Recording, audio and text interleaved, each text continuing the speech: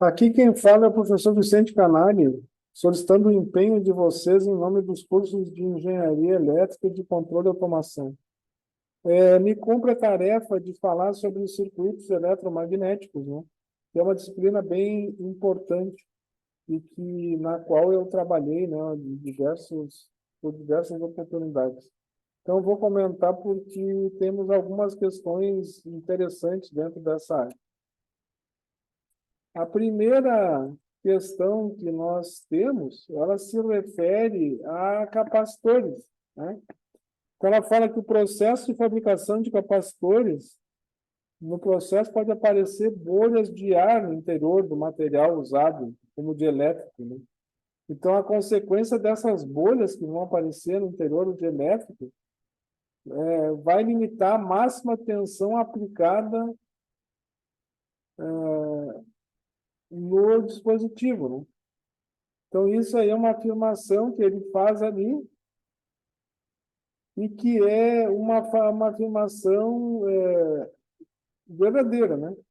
Porque, e aí ele diz que o campo elétrico que surge quando o capacitor é submetido a uma diferença de potencial em seus terminais, ele é maior no interior da bolha do que no interior do dielétrico. E a ruptura dielétrica pode ocorrer para tensões mais baixas do que na situação de ausência de bolhas de ar. Então, claro, tudo isso está baseado na expressão da carga, né, que é C delta V. Então, nessa expressão, eu posso verificar qual é que seria a razão da tensão que seria aplicada numa bolha, né, e sem dielétrico e com dielétrico. Então, se eu fizer essa relação, a capacitância é ε0A sobre D. Então, se eu fizer aqui Q sobre C, eu vou ficar com essa expressão aqui. Sem dielétrico, eu vou usar o ar, né? Que seria o ε0 ou vácuo. E quando eu coloco dielétrico, eu tenho a constante dielétrica, que aí vai aumentar, né? Sempre vai aumentar a permissividade. A constante dielétrica ali, ela diz quantas vezes a permissividade do ar é a permissividade do material. O que a gente pode ver é que sem dielétrica, nós acabamos tendo uma tensão maior na parte sem dielétrica do que com dielétrica. Isso aí realmente pode causar, né, um problema. Então, eu diria que as duas asserções são verdadeiras e a segunda é uma justificativa correta da primeira. Seguindo, capacitores são elementos empregados em circuitos elétricos, podendo atuar como filtros armazenadores de energia na correção de fator de potência, para citar alguns exemplos. A figura a seguir mostra dois capacitores de placas paralelas com as mesmas dimensões, porém com dielétricos diferentes entre as placas condutoras. Então, a primeira, a energia armazenada nos capacitores depende do campo magnético. O capacitor ele está entre duas placas carregadas. Ele é formado por duas placas carregadas. Então, ali não tem nada de campo magnético. O que tem ali é campo elétrico. Então, essa primeira esquece, né? Está errado. O valor da capacitância é diretamente proporcional ao valor da constante dielétrica. Então, está aqui, ó, a capacitância é K0 sobre A, então, verdade, né? Ou permissividade elétrica, que é o Epson, relativo ao material presente entre as placas. Beleza. Então, isso aqui é verdade. Está aqui ele. Se o Epson 1 for menor que o Epson 2, o valor da capacitância 1 é menor que o do 2. Exatamente. Isso aqui, o que tem maior permissividade, com certeza, né? A permissividade ela vai ser aumentada se eu colocar qualquer material em relação ao ar. Mas se eu tiver dois materiais, onde eu tenho Epson maior, eu tenho o Epson significaria o K Epson zero aqui, onde eu tenho Epson maior, eu tenho uma capacitância maior. Então, eu diria aí que seria a letra D, né?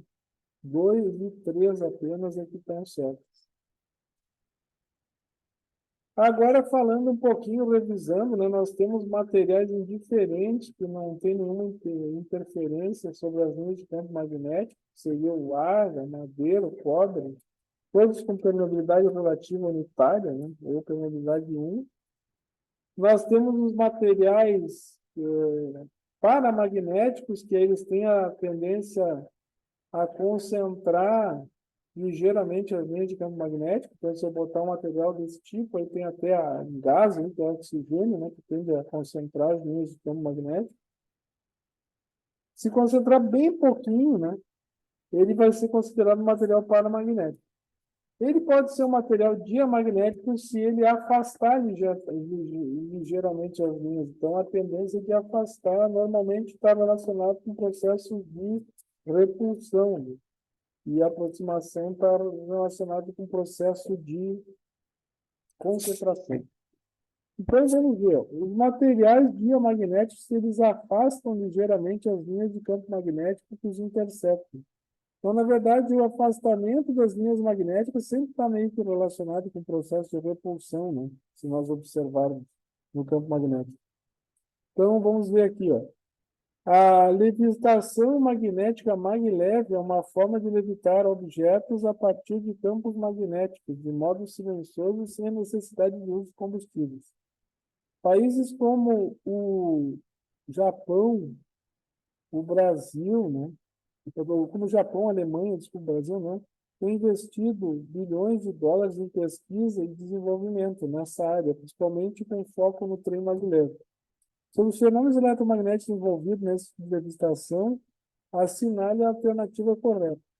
Os campos magnéticos necessários para se obter a levitação magnética em geral são pouco intensos. Eu diria que não, né? Sempre para levitar alguma coisa tem que ter um campo bem intenso. Materiais com propriedade supercondutora não são indicados nesse tipo de levitação.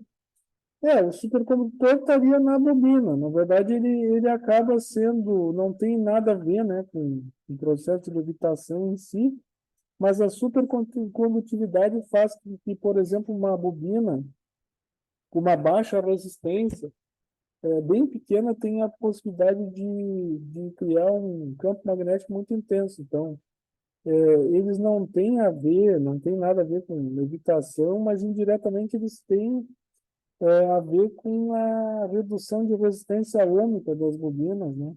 O que pode fazer com que o campo das bobinas seja mais alto, mas em relação a, a repelir o campo magnético não tem nada a ver, porque supercondutividade tem a ver com resistência ômica, não tem nada a ver com o campo magnético. Para que a alimentação seja garantida, é necessário que a força repulsiva sobre o objeto seja menor do que o peso, né? Se ela for menor que o peso, o objeto cai.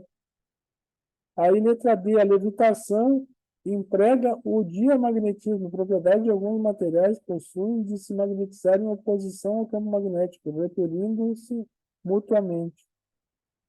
Realmente, o diamagnetismo ele é característico, né? Por exemplo, o que é diamagnético? A água é diamagnética. Então, o ser humano, o ser vivo, tá, ele tem bastante água no organismo. Então, com um campo magnético muito forte, através do diamagnetismo, né, que é esse processo de afastamento de linha, é possível levitar pequenos girinos e pequenos animaizinhos, né? Com um campo magnético muito intenso e fixo. Isso que é interessante. A partir dessa propriedade, isso porque a maior parte do ser vivo é a água, que é o material diamagnético. Daí, para aplicabilidade em veículos como trens, por exemplo, né, a levitação é suficiente para a locomoção. Não, levitar é uma coisa, locomover é outra, né? Sendo dispensável o uso de motor de propulsão. São duas coisas diferentes. Uma coisa é mover o trem, outra coisa é levitar. Então, nada tem a ver uma coisa com a outra, portanto, essa alternativa aí não está com nada, não está certo. Bom, agora, Outro exercício, fechadura magnética, tá? É até meio interessante aqui a maneira que explica aqui a questão do, a questão do stand-by, né? Que é bem interessante a interpretação do exercício. O que seria uma fechadura magnética? Na verdade, ela é composta de duas partes, né? E aí, criando um campo magnético com uma corrente, através dessa corrente circulante, uma peça, né, atrai outra e fecha, né, uma determinada porta magneticamente pela ação do campo magnético. Então, tem uma questãozinha sobre isso, né? O que acontece normalmente nesse processo de magnetização? Tu vais aplicar a corrente aqui, então, pela regra da mão direita, vai criar um polo norte aqui, que vai puxar as duas peças, gerando o norte, chega lá em sul, e aí quando sai a linha, vira um norte lá e um sul aqui. É a tendência dessas peças se atraírem. Nesse caso,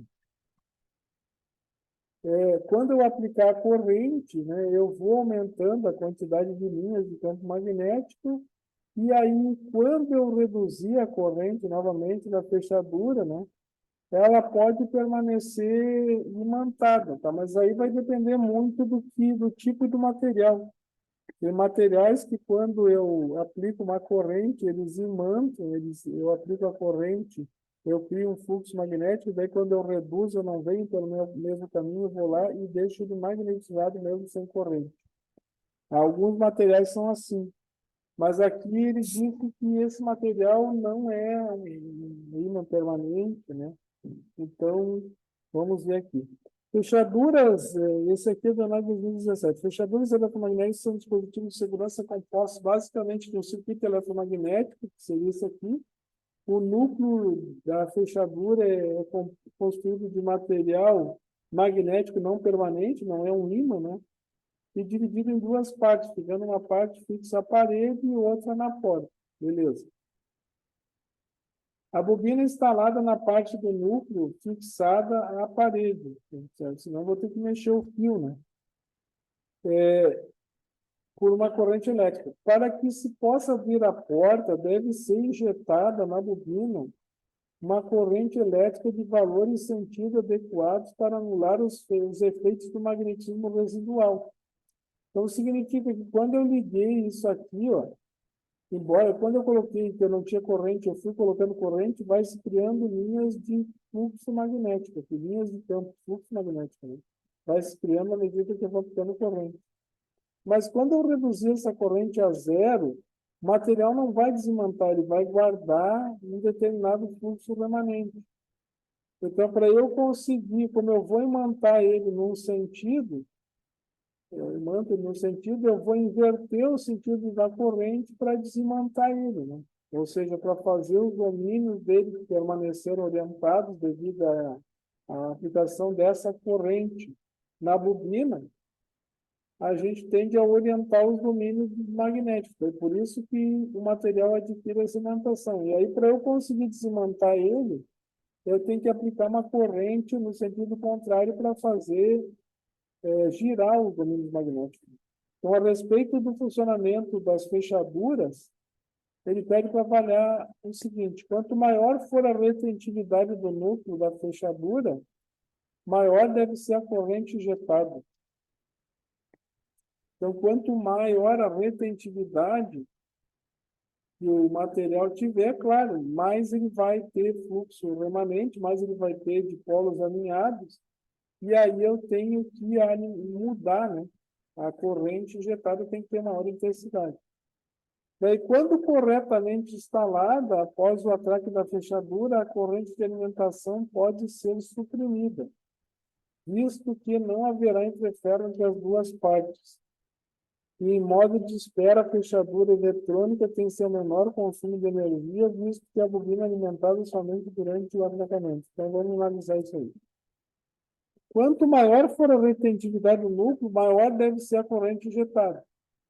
Então, exatamente, quando eu apliquei sem nenhuma corrente, eu tenho os dipolos orientados. Quando eu aplico a corrente, eu oriento os dipolos. Aí, quando eu quero desorientar para desmagnetizar o material, eu tenho que aplicar uma corrente no sentido contrário do que eu apliquei, porque daí, em vez do polo norte ser aqui, o sul aqui, ele inverte. Norte e sul, ele gira todos os domínios, né? E desimanta o material. Então, para desimantar, realmente, eu tenho que aplicar uma corrente elétrica para fazer os domínios que eu orientei girar e bagunçar de novo, né? Então, na verdade, eu tenho que aplicar uma corrente de valor em sentido contrário ali, na verdade, para fazer os dipolos girar e, e desimantar. Então, isso aí é verdadeiro. Agora, vamos ver aqui, ó. Aí isso vai depender, claro, do material. Tem materiais que precisam... Tem materiais que, naturalmente, eles não têm muita retentividade, né? Mas os materiais que têm mais retentividade, eles vão precisar de maiores níveis de corrente para desmontar. Agora, a letra B, quando corretamente instalada após o atraque da fechadura, ou seja, após eu ligar a corrente e a fechadura fechar, né? Eu posso tirar a corrente de alimentação. Mas como ele falou que o material não é permanentemente montado, isso é mentira, porque eu preciso, para fechar, para ter a fechadura fechada, eu preciso estar aplicando corrente, especialmente porque o material não é magnético permanente. Então, para eu manter a porta fechada, eu preciso manter corrente para conseguir os ímãs e fechar a porta. Então, isso aí não é verdade.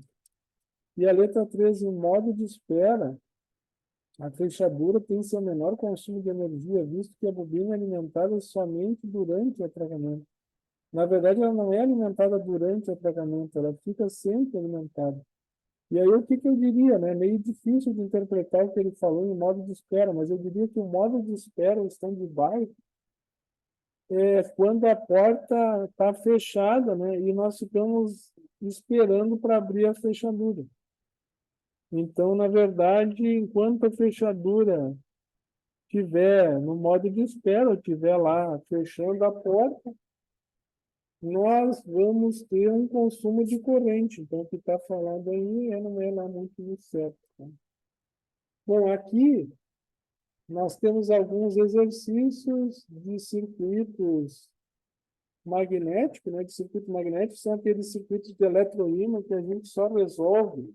Não adianta a gente ficar olhando para o dispositivo, nós temos que fazer o circuito magnético. No caso desse exercício, não era dado o circuito magnético, é dado só o desenho do circuito.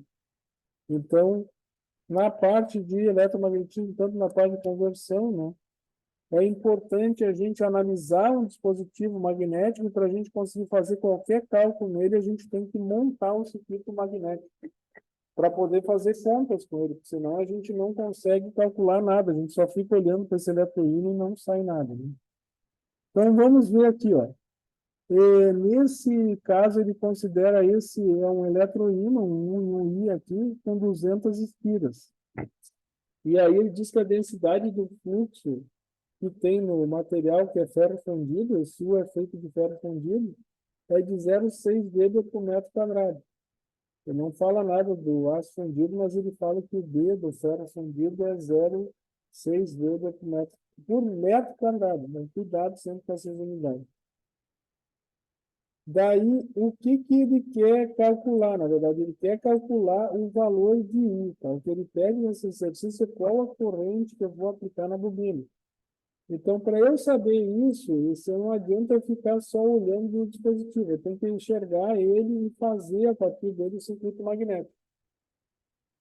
E, para isso, eu vou ter que enxergar, né?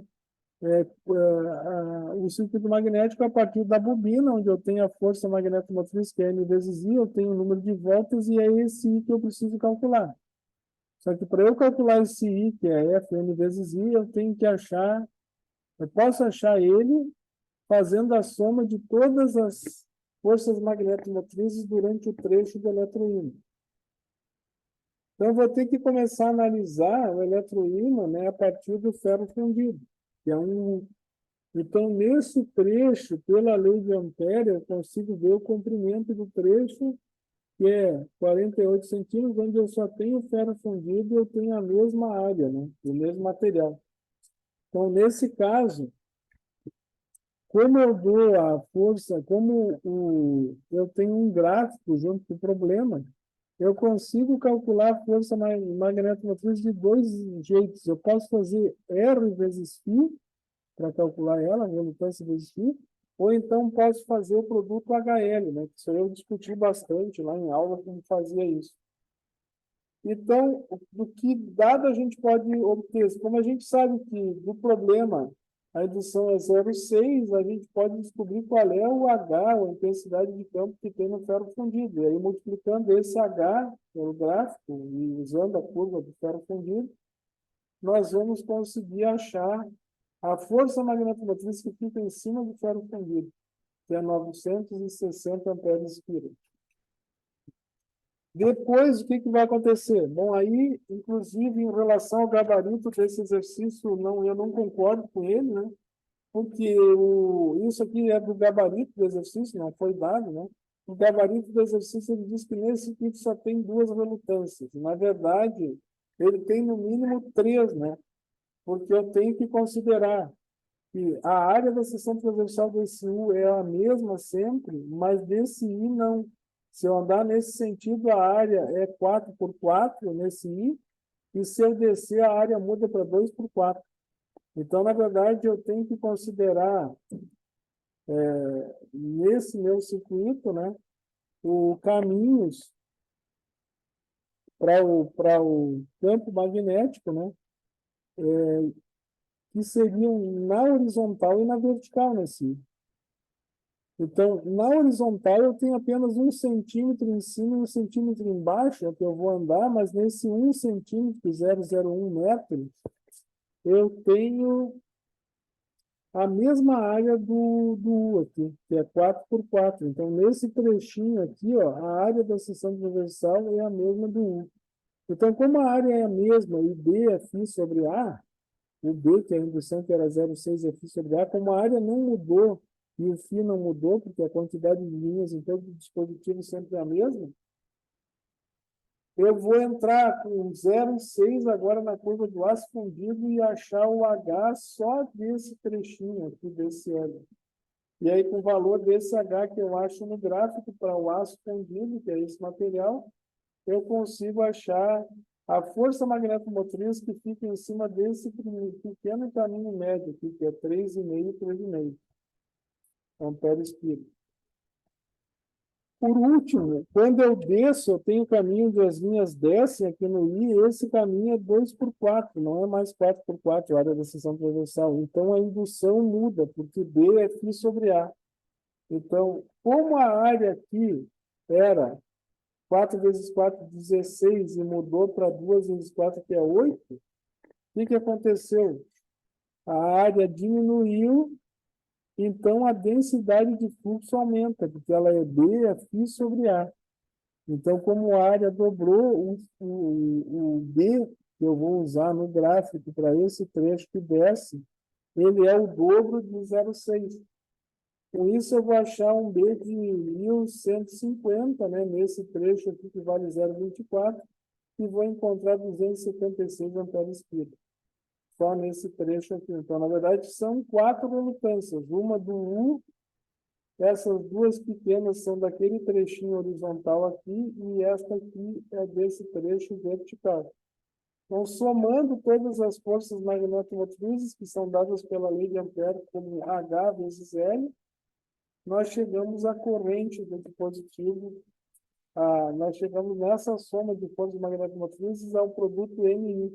Como N é 200, então nós conseguimos calcular o I que se for do dispositivo, que é 6,215 amperes. Aqui nós temos um outro exercício que ele mostra um condutor, né? E um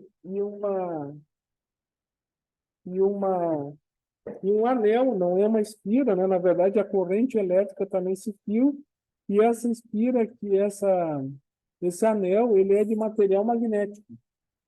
Por que isso? Bom, ao redor de um condutor, onde circula uma corrente, sempre tem um campo magnético circular. Então, qual é a ideia? O campo magnético, ele vai estar no anel. Isso não é uma espira onde eu ponho a corrente, isso aí é um dispositivo magnético, um anel magnético, onde vai circular o fluxo magnético que tem ao redor do fio. Então, aqui o fio seria a bobina e aqui seria o material, né, que está ao redor do fio. Então, ele dá algumas dados, dá alguns dados aqui, tem que cuidar muito desses dados que ele dá aqui, ó, porque ele dá dados em centímetros, centímetro quadrado. E quando a gente usa, por exemplo, esses Mi, essas coisas todas, tudo isso aí é dado em metro, né? O pés, né? O Weber, metro quadrado, por exemplo, então tem que cuidar muito disso. Então, o que ele vai dar como característica? Ele dá característica, como esse material aqui não é o ar, né?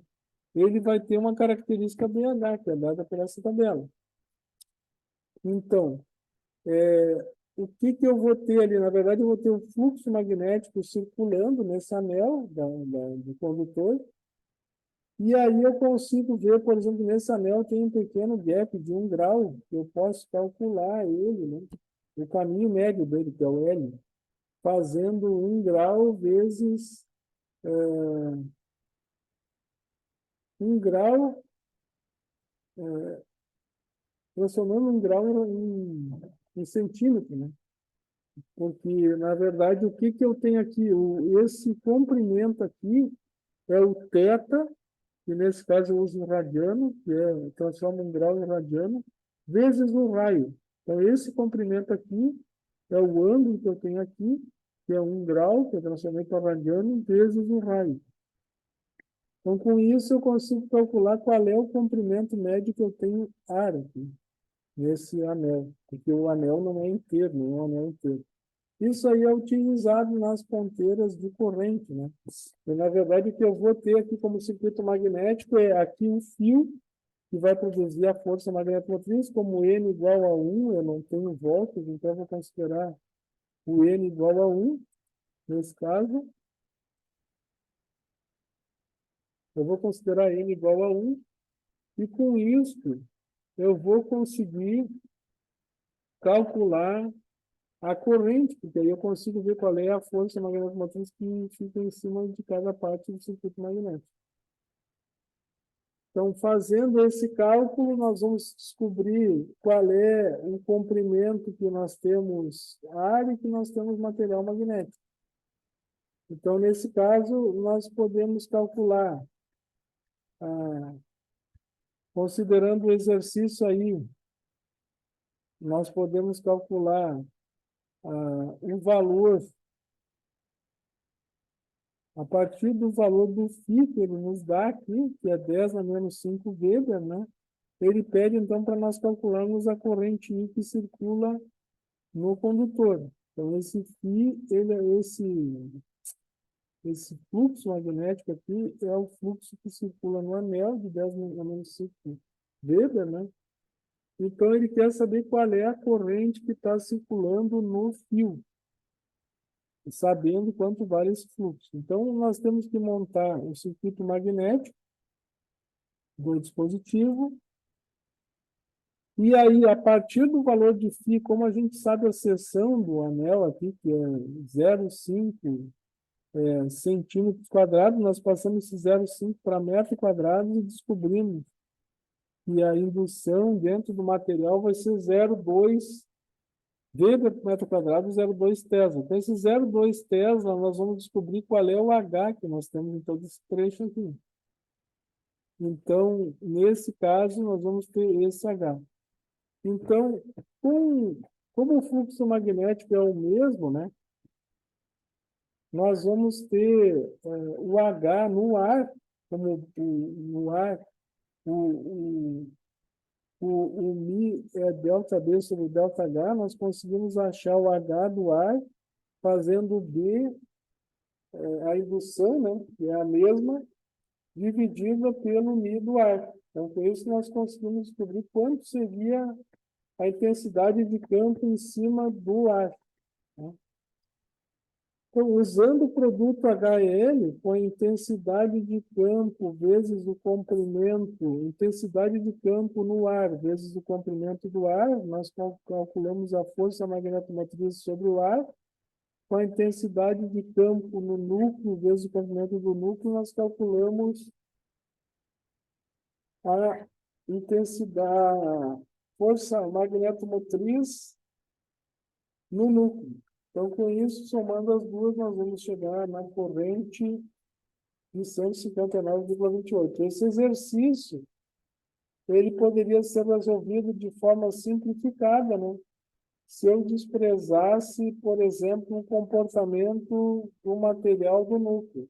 Eu poderia fazer o cálculo apenas da força magnetomotriz do ar, porque no total da força magnetomotriz, o ar é quem mais pesa aqui, né? Então, poderia fazer um cálculo aproximado, desprezando o efeito aqui, o efeito da parte magnética, porque a parte magnética ela tem baixa relutância. Então, a gente poderia dizer que o comportamento desse dispositivo é regido só pelo ar. Eu poderia ter feito cálculos só por aqui da corrente e desprezar o material magnético, mas como eu tenho a tabela, né, esse cálculo é mais preciso. Se eu fizesse isto, né, eu iria chegar no valor, né, aproximado ali também, de corrente. Aqui tem outro exercício que é simplesinho, né? É só chamar a atenção de vocês, que era um exercício que eu dava para vocês, e que no Leonardo estava errado, ele está dizendo que as linhas saem do sul e chegam no norte, né? Então isso aqui está errado. Mas é um exercício onde vocês têm aplicação de fórmula, simplesmente, e onde vocês têm que cuidar as unidades, né? Sempre, né? Mas nesse caso não tem problema, ele pede para calcular a força de um condutor imerso no campo, que vai depender da indução que ele dá no problema, da corrente circulante que ele dá no problema, do comprimento do fio e do seno do ângulo que tem entre o comprimento do condutor e o campo, né? Que seria, no plano horizontal, o ângulo entre esse condutor e essas linhas, que é 90 graus. Então, a força mecânica que surgiria no condutor é dada por essa expressão, e ela é dada em Newton também. Força não tem unidade aqui. E não dá unidade, mas a unidade é Newton. Bom, aqui nós temos um exercício de alto-falante, né?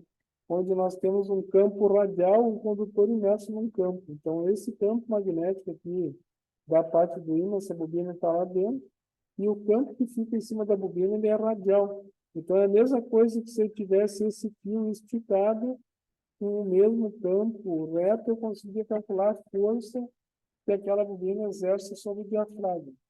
Então, cuidado que nesse caso ele dá o diâmetro ali da bobina em centímetros, né? A indução já é metro quadrado, então tem que cuidar muito das unidades. Ele dá a expressão para calcular a força. Então, como fazer esse cálculo? Na verdade, vocês têm aquela expressão, né, da força. Então, vocês têm a força é, que vai atuar aí, ela vai ocorrer,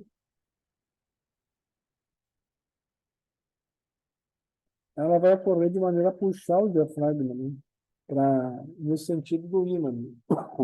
Então, nós temos aí nesse exercício o valor do B, né, que seria no sentido do raio, se a gente usasse coordenada cilíndrica nesse caso, né, o B estaria na, na coordenada aérea, né? Então, fazendo esse produto, né, vetorial, nós vamos chegar à conclusão que a força vai aparecer nesse sentido, né? Então, a força aparece no sentido Z, ali, que seria aquele sentido ali, e aí, com isso, nós vamos calcular a força fazendo M vezes B vezes I vezes L. Então, nós temos, como é que nós calculamos o L com o número de voltas que nós temos aí no condutor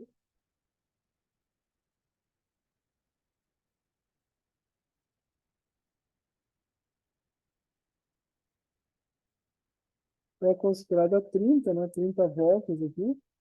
Então, eu tenho 30 voltas, o valor da indução é dado, e aqui o que que eu faço? Eu pego esse fio, o diâmetro que eu tenho, né? E faço π vezes d para achar o comprimento de fio que eu tenho aqui, ou o L, né? Então, fazendo esse cálculo, eu vou achar, eu não utilizo a corrente nessa expressão aqui, porque essa expressão eu não usa a corrente porque ele pede a relação força por corrente. Então, a corrente estaria aqui multiplicando, eu só passo ela dividindo, eu não preciso saber o valor dela, e aí eu sei o valor da força por corrente que é obtida nesse dispositivo, que é o que ele pede.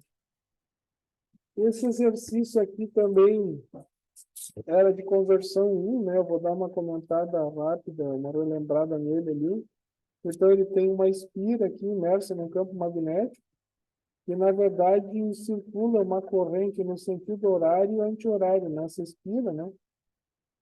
E aí, essa espira aqui, que é composta de... Essa espira, na verdade, não é uma inspiração, são 4 espiras, aqui representa só uma. A única parte dela que produz força aqui para mexer a balança é esse condutor de baixo. A parte de cima não produz força porque não tem campo, e as partes laterais, elas anulam suas forças, né? Então, o que que ele diz aqui, ó? Ele diz que o objetivo para reproduzir uma experiência clássica de medição de densidade de fluxo, ilustrado na figura, né? Então, uma bobina de 4 espiras está presa no prato direito da balança e tem a parte inferior submetida a um campo magnético cuja densidade de fluxo é perpendicular ao plano das espiras. Inicialmente, uma corrente de 170 miliamperes percorre no sentido horário, né, a bobina, e a balança é equilibrada com uma massa colocada no prato de lá, ó. Daí eu vou desenhar cada uma dessas situações, né? Em seguida, a gente inverte o sentido da corrente e o equilíbrio é restaurado com uma massa no prato de cada, no prato esquerdo. Então, ele quer saber como eu vou determinar o módulo do B, porque essa experiência serve para determinar a indução, um experimento para determinar a indução. Então, se eu fizer ali um estudo, considerar que ele diz que a primeira corrente ocorre no sentido anti-horário, né? Vai surgir uma força, né? E ele diz assim, com a corrente no sentido horário, surge uma força vertical empurrando o prato de baixo para cima. Então, se eu fizesse lá no sentido anti-horário, aí eu botei uma massa, né? Para parar ali no prato. Então, se a corrente no sentido anti-horário, o que vai acontecer nesses dois condutores, se eu usar a regra do FBI, né? Eu vou ver que esse condutor de cá e esse de cá, devido às correntes que eles têm, eles produzem forças que se anulam. Então, a força desse cara se anula com a desse e sobra só a força do condutor de baixo, porque o resto da espira não está em contato com o campo magnético. Então, usando a expressão da força, nós temos 4 voltas, né? 4 vezes esse trecho, esse comprimento, que é 0,1 metro, ou 10 centímetros, não se usa centímetro, porque a unidade do D é Tesla, né? Então, a corrente circular 170 miliamperes, nós conseguimos descobrir qual é o valor da força que nós vamos ter, né? O valor da força vai ser esse daí. Aí, se eu fizer a corrente circular no sentido contrário, aí o condutor vai puxar para baixo, mas vai ter, além de estar puxando para baixo, quando ele diz que eu inverti a corrente aqui, estou invertendo a corrente, inverte a força aqui nesse condutor, né? E essas duas de cá seguem se anulando. Então, quando eu puxo para baixo, a força vai ser igual a que eu tinha aqui, porque o módulo da corrente é o mesmo. Só que agora a força vai para baixo. Então, essa força vindo para baixo, ela vai se somar, ela vai dobrar por causa do peso da balança. Então, para eu equilibrar aqui, eu tive que colocar 16,4 gramas, né, segundo ele ali. Então, nesse caso, o que que aquele peso vai ter que equilibrar? Ele vai ter que equilibrar 2 vezes a força que foi exercida no prato direito. Então, nesse caso, 2 vezes a força no prato direito corresponde a isso aqui, né? Que é igual ao peso, que é massa vezes a aceleração da gravidade. Então, daqui a gente consegue ver que a única coisa que a gente tem aqui que não é, que nós não temos o valor é o B. Então, 2 vezes a força, essa força mais essa igual àquela, e esta força igual a essa soma dessas duas para equilibrar a balança.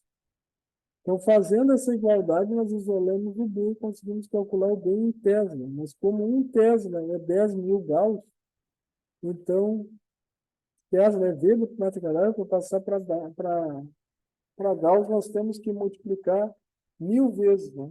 Então, nós conseguimos com isso calcular aí em Gauss, como ele quer. Esse último exercício aqui também fala sobre um processo de levitação aqui, né? Então, é um eletroímã que puxa um disco de aço. Isso aqui tem um pouco mais a ver com controle, né? Mas nós sabemos que essa força vai depender da corrente e do tamanho do entreferro, né? A força que é produzida, né? Por exemplo, se essa massa estiver mais perto, ela é maior. Se a corrente for maior, ela é maior também. E a variação que ela tem, segundo esse exercício, é essa aí. A força varia com a corrente e com o entreferro. Então, o que ele diz ali? Ó? Representa então, a força F gerada por um eletroímã, conforme na figura abaixo, pode ser modelada pela função não linear abaixo, essa aí. De forma que representa a corrente imposta na sua bobina e G é o comprimento do entreferro, né? Formado pelo núcleo, entre o núcleo e o eletroímã e a peça móvel. E aí, do eletroímã e a peça móvel, medido em metros. E K é um parâmetro que depende do número de espiras, né? Da bobina, do material, do núcleo das suas dimensões. Então, para manter o entreferro constante, o projeto do sistema de controle de posicionamento requer uma linearização da função em torno do ponto de operação. Isso tem a ver com controle. Então, eu vou pegar esse cara aí e transformar num sistema, né? Vou linearizar, achar uma aproximação linear do comportamento desse, num ponto de operação, que é aquele ali, 1 ampere e 10 a menos 3 metros de entreferro.